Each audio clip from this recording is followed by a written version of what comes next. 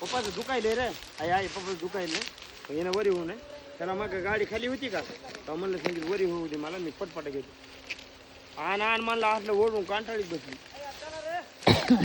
तुमच्या दोघांच्या मध्ये त्या माणसाची बिया दे माहिती का तुझ्या मध्ये सगळ्याची बिया झाली चल घे तुला काय घ्यायची